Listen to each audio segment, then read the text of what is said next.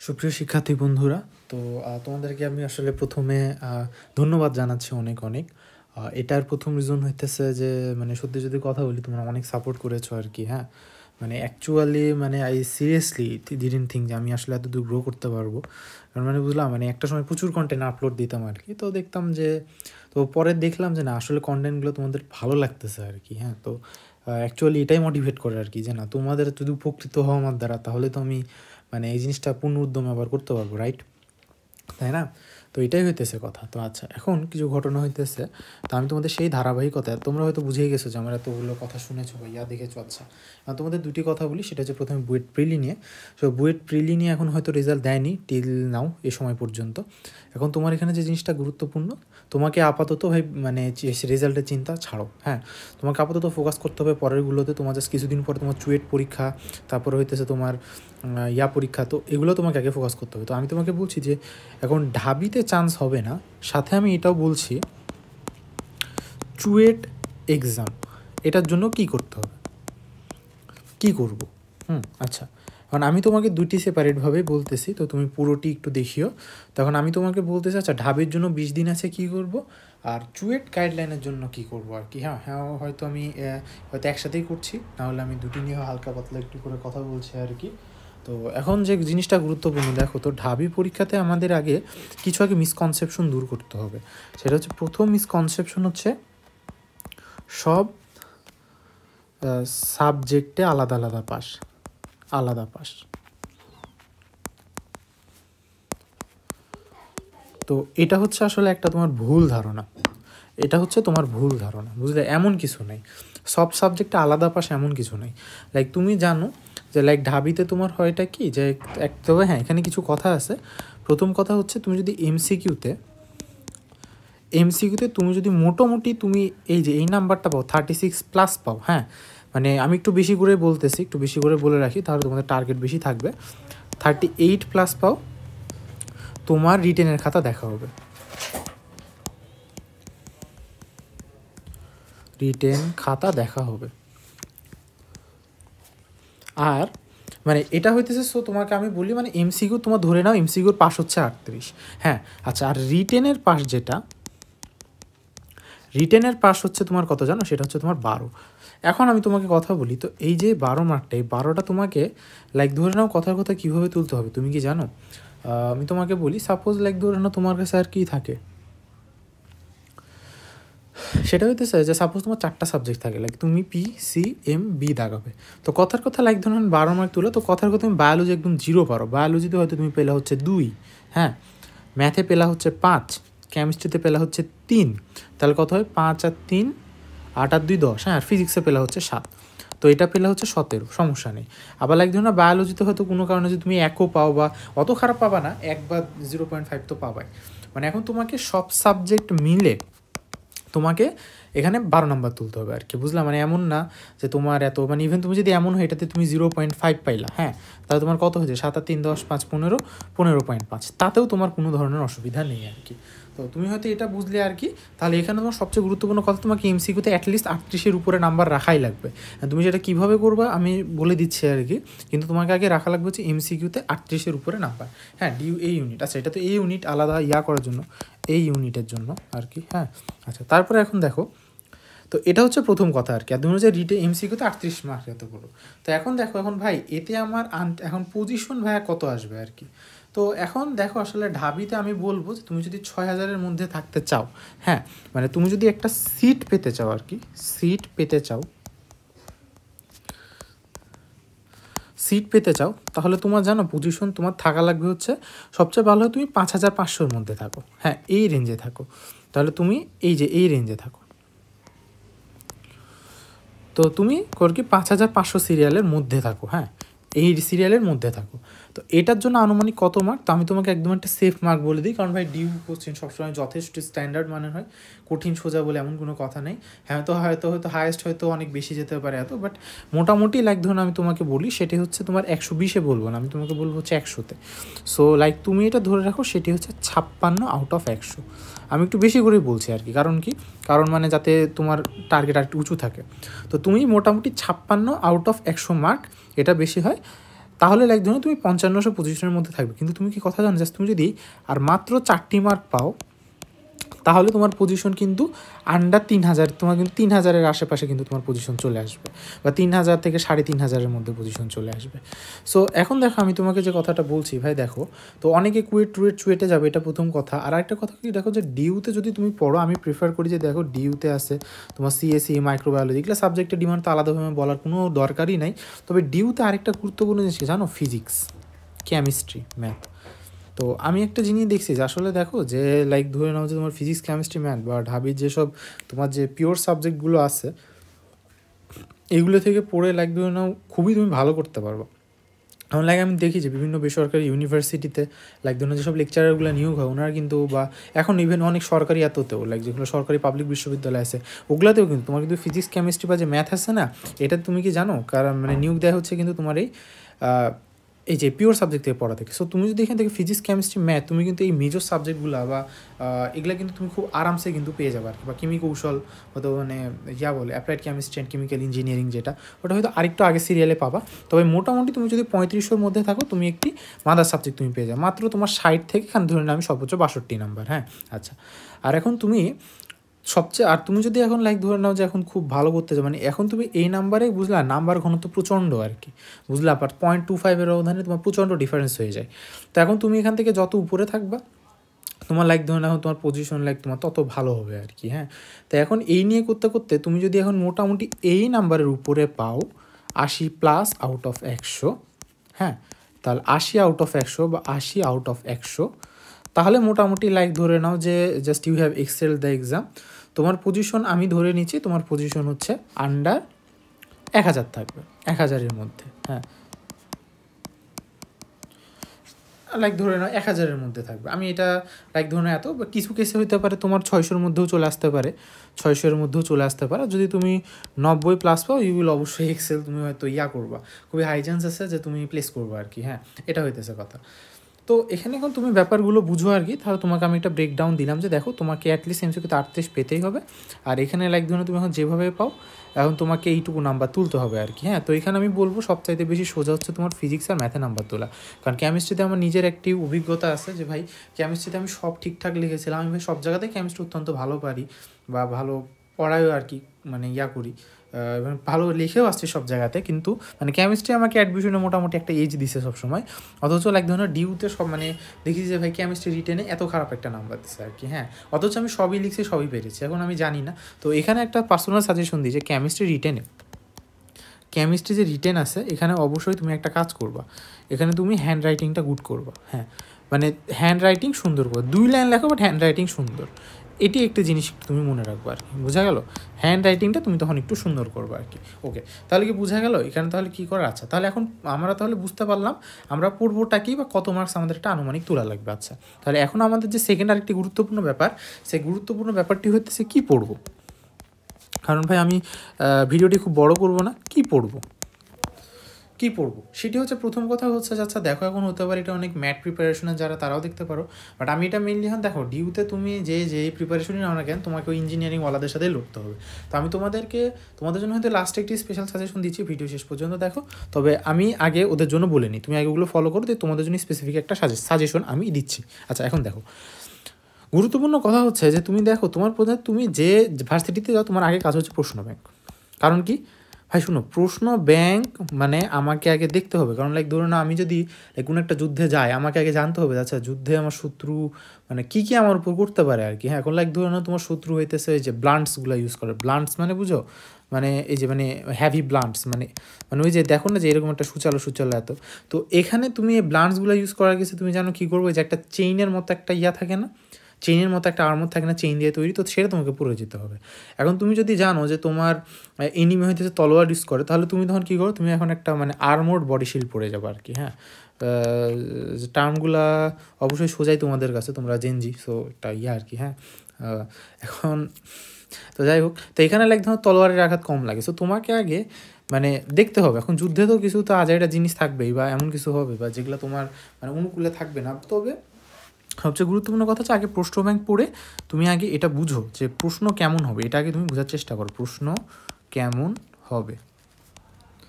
প্রশ্ন কেমন হবে এটাকে তুমি ধারণা পাবে। তুমি এখান থেকে ধারণা করে তুমি জিনিসটা বুঝতে পারবে ফিজিক্স কনসেপচুয়াল হয় অলওয়েজ, কনসেপচুয়াল।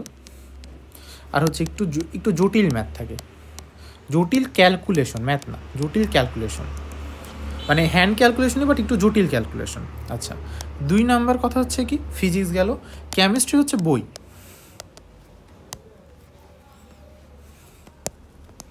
কেমিস্ট্রি হচ্ছে কি বলো তো মূল বই, মূল বই যা পড়েছো আর হইতেছে তোমার কিউবি, ইঞ্জিনিয়ারিং কিউবিটা একটু দেখে যেতে পারো, জাস্ট থিওরি পার্টটুকু, হ্যাঁ, আর মূল বইটা একটু দেখে যেতে পারো।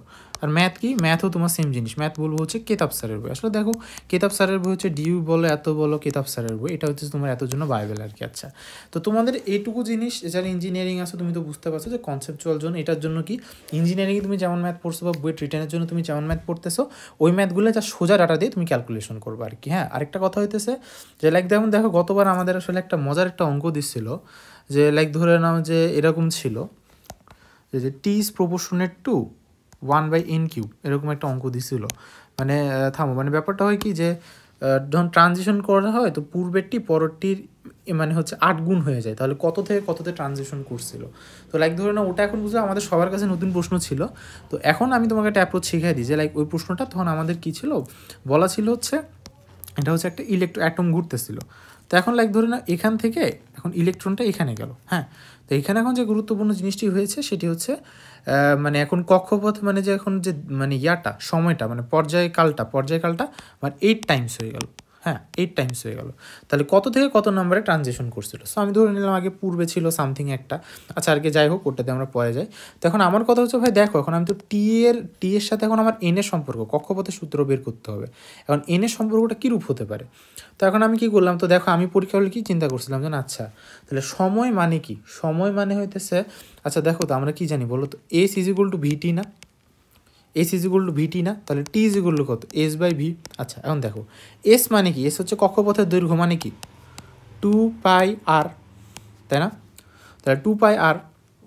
আচ্ছা আর ভি এর জন্য তো আমরা জানি এটা হইতেছে তোমার হইতেছে লাইক কিছু একটা, তো এখানে লাইক কিছু একটা ধ্রুবক থাকে, তুমি যদি জানো কি না 2.16 তুমি তো 10⁶, মানে এটা হচ্ছে তোমার যে মানে বোর বেগ, হ্যাঁ /n। আচ্ছা কিন্তু কথা হচ্ছে তুমি ব্যাসার্ধটাকে তুমি কী হিসেবে লিখতে পারো জানো, সেটা হচ্ছে তুমি বোর ব্যাসার্ধ গুণিত n², মনে নেই 0.53 অ্যাংস্ট্রম গুণিত n²। তাহলে দেখো তাহলে এটা গুণিত n² হচ্ছে, তাই না, তাহলে দেখো তো উপরে কী হয়ে দুইটি চলে গেল না। তাহলে দেখো এটাও ধ্রুবক এটাও ধ্রুবক, ভাই ধ্রুবক নিয়ে ব্যাপার না, আমি ধরে নিলাম এই দুটো ভাগফল কিছু একটা কে হলো, কিন্তু দেখো এই n² গুণিত n = n³ হলো, আমার এইটাই দরকার ছিল। তাহলে দেখো ধ্রুবকটা প্যারা না, তাহলে দেখো আমি কী হলো বলো তো T1/T2 = n1³ এবার হচ্ছে n2³। তাহলে দেখো আমি সূত্রটা পেয়ে গেলাম। তো এরকম করে তুমি যে কাজটি করবে সেটি হচ্ছে একটু out of the box thinking করলেও তোমাকে করতে হতে পারে, হ্যাঁ মানে তুমি যেভাবে হোক তুমি থিঙ্কিংটা করো আর কি।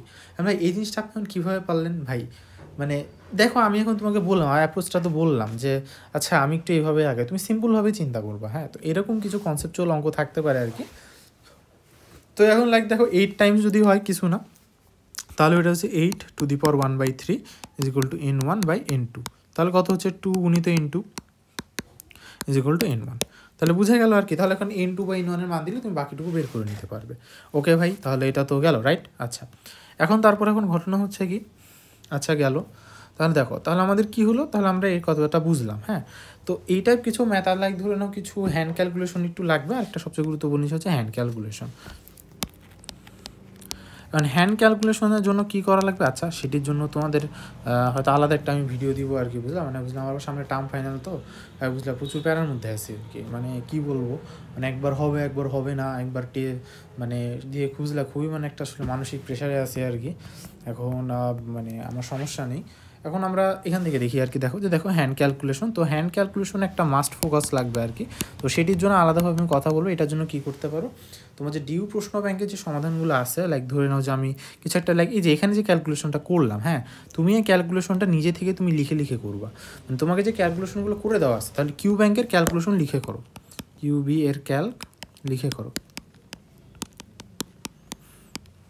আচ্ছা ভাই দেখো আমার ভাই হাতের লেখা একটু সুন্দর না, তবে মানে একটু ভাই আমি মুখে বলছি একটু বুঝে নিও আর কি, সরি বন্ধুগণ, হ্যাঁ যাই হোক আর কি প্যারা নেই। ওকে তাহলে দেখো হ্যান্ড ক্যালকুলেশন গেল, তাহলে কিউবি থেকে ক্যালক করা, ঠিক আছে। আচ্ছা এখন ঘটনাটি কি ভাইয়া, তাহলে তুমি এখন এটি বুঝে গেলে। আচ্ছা, এখন তোমাদের কথা হইতেছে দেখো, সেটা হচ্ছে বায়োলজি। বায়োলজি, সত্যি কথা বলতে গেলে ভাই আমি বায়োলজিতে কেমনে 185 পাইছি ভাই আমি নিজেও জানি না আর কি। হ্যাঁ, মানে আল্লাহ কেমনে পাওয়াইছে এটা হচ্ছে এক মানে আল্লাহ মাবুদি জানেন, আমি আসলে মানে অ্যাকচুয়ালি জানি না। তো বাট বায়োলজি আমি ভাই অ্যান্সারই করিনি, তুমি জানো আমি কিন্তু ইংলিশ অ্যান্সার করছিলাম টিউতে, মানে আর কি বায়োলজি মানে এতটা বিরক্ত লাগতো আর কি যে অ্যান্সারই করিনি। হ্যাঁ, কিন্তু বাট আমি সাজেস্ট করবো যে ভাই ইংলিশ অ্যান্সার করিও না আর কি, কারণ মানে ঘুরে ফিরে দেখবা যে খুব বেশি মার্কসের ডিফারেন্স হবে না, বায়োলজি অ্যান্সার যেটা পারতো ওটা লিখে মনে হবে 2 মার্ক বেশি পাইতাম আর কি। হ্যাঁ, বাট আমার কমফোর্ট জোন আর কি একটু ইংলিশ ছিল আর কি। হ্যাঁ, because I am English man. হ্যাঁ, আইএলস স্কোর 77.6 আউট অফ 9। আচ্ছা, যাই হোক আর কি, ওকে ওকে অন্য কিছু ভাবিও না। আচ্ছা, বাই দ্য ওয়ে, এখন দেখো বায়োলজি। তো বায়োলজির কেস এখন তোমাকে যেটা করতে হবে সেটা হচ্ছে প্রথম কথা আবুল হাসান স্যার,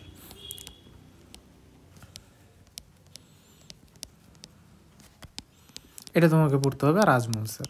এখন ভাই ভাই ভাই আমি তো ইঞ্জিনিয়ারিং ক্যান্ডিডেট, আমি এখন এটা ছাড়া কোনো উপায় হয় না। আচ্ছা, সেটার একটা উপায় বাংলার ব্যাপারে যাচ্ছি, বাট আগে বায়োলজির কথা বলি। এটা হচ্ছে তোমার আজমল স্যার। হ্যাঁ, আচ্ছা এখন দেখো, তো এখন এই দুটি তোমাকে একটু জাস্ট মানে হাইলাইট করা লাইনগুলো পড়ো, হাইলাইটেড লাইন্স। হাইলাইটেড লাইন্সগুলো একটু জাস্ট পড়লে হবে। আর একটা কোশ্চেন সেটা হচ্ছে তোমার হইতেছে ভার্সিটি কিউ ব্যাংক, এটা একটু দেখিও। ভার্সিটি কিউ ব্যাংক, এটার বায়োলজি পার্ট।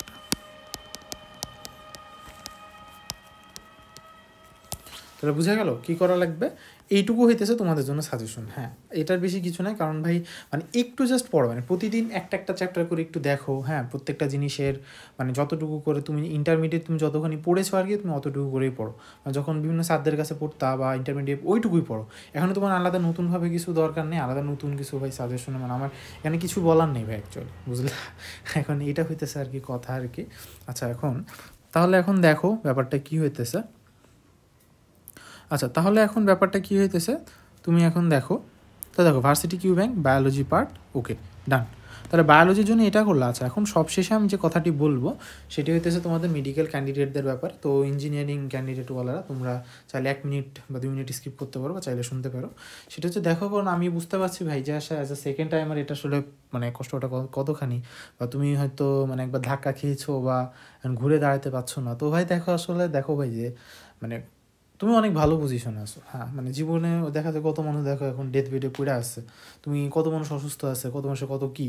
তো তোমার কিছুই না, তুমি জাস্ট একটা জায়গাতে ফেল করছো আর কি। আই নো আসলে কোনো ফেলার জিনিস লাগে, আমি নিজেও যখন আসলে একটু খারাপ রেজাল্ট করতাম, বাট আমি বুঝলাম মানে খুব তাড়াতাড়ি টার্ন ব্যাক করতাম, বুঝলাম। মানে আমারও হয়েছে এরকম যে আমার হয়তো অলিম্পিয়াডে লাইক ধরে নাও যে মাঝে মাঝে মানে একদম শেষ রাউন্ড পর্যন্ত মারা খেয়ে আসছি, শেষ রাউন্ডে গিয়ে একদম ইন্টারন্যাশনাল সিলেকশন ওখানে গিয়ে মারা খেয়ে আসছি, কোনোবার লাইক সুযোগ পেয়েও মানে আর কি এক কথায় যায়নি।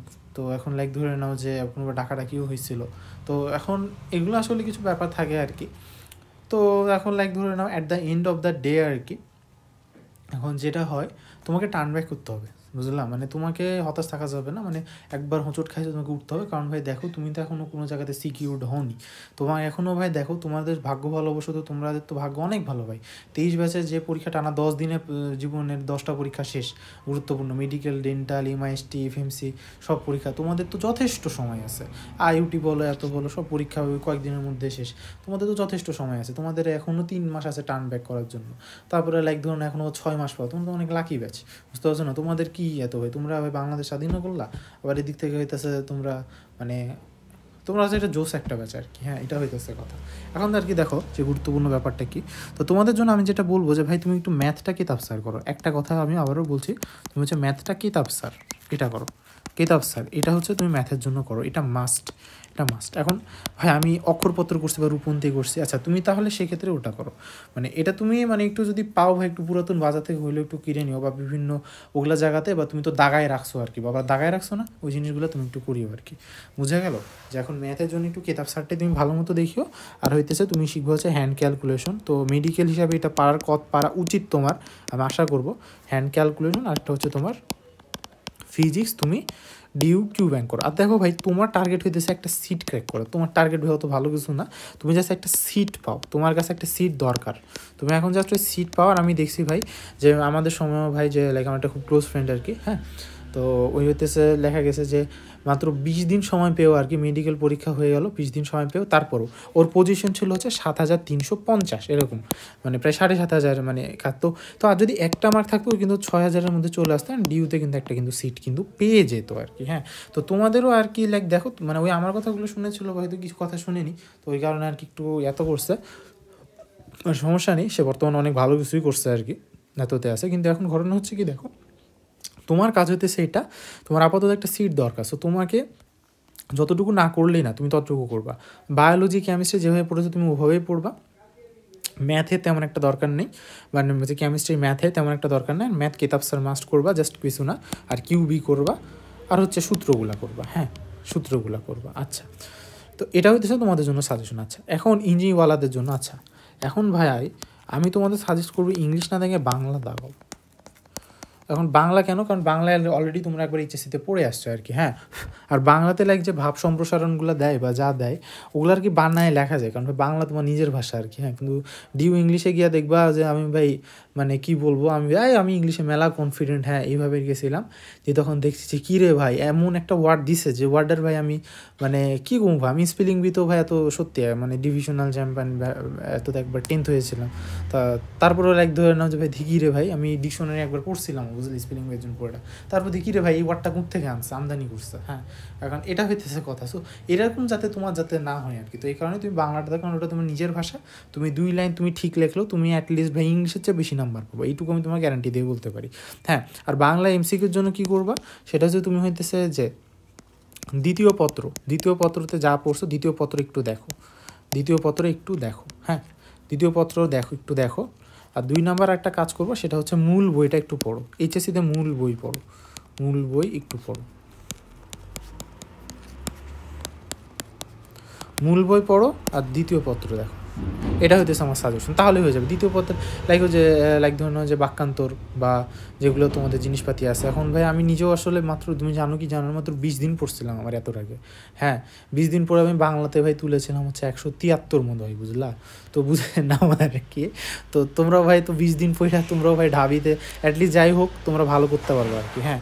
লাইক আমারও একটা নিজস্ব ফ্রেন্ড আর কি অমর্ত্য হালদার, গতবার ওই সৃজনশীল মেধা অন্বেষণে ভাই সারা বাংলাদেশ মিলে ফার্স্ট হয়েছিল, হ্যাঁ বিভাগীয় বিপর্যয়ে ফার্স্ট হয়েছিলাম ওই জাতীয়তে, মানে সব বিভাগীয় থেকে একজন করে হয়তো জানো আর কি, জাতীয়তে 7 জন পার্টিসিপেট করে, তো তো আমার ওই বন্ধু কিন্তু ডিউতে তোমার 22তম হয়েছিল, হ্যাঁ। তো ওই কিন্তু বাংলা দাগিয়েছিল, ওই কিন্তু দাগিয়েছিল হচ্ছে বাংলা দাগিয়েছিল, সো ব্যাপারটা কি বুঝতে পেরেছো? তো এটা হইতেছে আর কি কথা। তো তুমি এটা করতে পারো, দ্বিতীয় পত্রের জিনিসগুলো দেখবে আর মূল বইটা একটু জাস্ট দেখে যাবে। তো তাহলে দেখো তাহলে মুদ্রা কথা কি বা এখানে ইনা নাটশেল কী বলবো, ইনা নাটশেল হইতেছে এখানে দেখো সবচেয়ে গুরুত্বপূর্ণ কথা হচ্ছে দেখো আমাদের মোটামুটি জাস্ট পাশের জন্য আমাদের যে 38 নাম্বার লাগবে, আর হইতেছে মানে 38-এর উপরে রাখা লাগবে, আর রিটেন হইতেছে মোটামুটি আমরা 20 মার্ক আশা করে রাখি আর কি, হ্যাঁ। যে 20 মার্ক হয়তো পারো 5 মার্ক করে তুলতে পারবো না, তাহলে হয়তো মোটামুটি হয়ে যায়। আমি একটু আরেকটি দেখো তোমাদেরকে একটু পুশ দেওয়ার জন্য আমি বাড়িয়ে বলছি আর কি, হ্যাঁ 2-1 মার্ক বাড়িয়ে বলছি, কমায় কিছু বলিনি, হ্যাঁ। আমি আর সবসময় আরেকটা কথা কি কিছু জিনিস একটু বাড়িয়ে বলি, এটা রিজনটা কি, কারণ যাতে তোমরা একটু পুশ খাও আর কি। লাইক যেমন আমি কিন্তু মোটামুটি ভাবছিলাম যে তোমাদের হয়তো যে কাট অফটা সেটা 545 আসবে, হ্যাঁ। কিন্তু তারপর ধরুন আমি একটু তোমাদের কিন্তু বলছিলাম যে তোমাদের মোটামুটি 550 থেকে 55 নাম্বার লাগবে, কিন্তু কাট অফ আসলে কত 540। সো ইভেন তোমাদের প্রিলি ক্ষেত্রে আমি কিছু জিনিস একটু বাড়িয়েই বলছি আর কি, হ্যাঁ। তো অবাক লাগছে ভাই আপনি তো কমায় বলছেন না ভাই, দেখো তো আমরা জানি আমরা পরীক্ষা দিয়ে আসছি কে কততে, এটা আমরাই জানি, তোমরাও এটা বুঝে নিবা 2 দিন পরে, হ্যাঁ। আরেকটা কথা কি ভাই দেখো, তুমি 20টা দাগাইলে আর 20টা কারেক্ট করলে দুইটা সেম জিনিস না, তুমি 20টা দাগায় তোমার 20টাই ভুল যেতে পারে, তুমি 19টা কারেক্ট মানে 19 মার্ক, 20টা ভুল মানে তোমার মাইনাস কত, -5 মার্ক যদি ভুল না বলি, এটা হইতেছে ঘটনা। সো আই হোপ তুমি এখন ব্যাপারটা বুঝতে পেরেছো, হ্যাঁ। আর কথা হইতেছে যে একটু মাথা খোলা রেখে তুমি পড়বা, কিউ ব্যাংকটা ভালো মতো পড়ো, কিতাব স্যারের বইটা ভালো মতো করো, আর বেশি প্রেশার নিবে না, চিন্তা নিবে না। আর মেডিকেল আলারা তোমরা আগে ডিউটার জন্য দেখো, তোমরা বেশি করে এক্সপিরিয়েন্স নাও, কারণ আমি দেখছি যে আমার অনেক স্টুডেন্ট ধরো হুট করে প্যানিক করা শুরু করছে, পরীক্ষার লেগে কান্না করা, বমি করা, খুব বাজে অবস্থা হয়েছে। সো তোমাদের যাতে এটা না হয়, হ্যাঁ। আচ্ছা তাহলে দেখো ভাইয়ারা, তোমাদের জন্য আর কি শুভকামনা থাকলো, তোমাদের জন্য পুরোপুরি একটি ব্রেকডাউন দিয়ে দিলাম। কোনো সমস্যা থাকলে আমাকে অবশ্যই জিজ্ঞেস করো, হ্যাঁ। আর সাথে আমার জন্য দোয়া করিও, সামনে বুঝলাম আমার টার্ম ফাইনাল আর কি, এখন চিন্তা করে যাতে বইটার অবস্থা ভালো হয়ে যায়, হ্যাঁ। তো ধন্যবাদ সকলকে।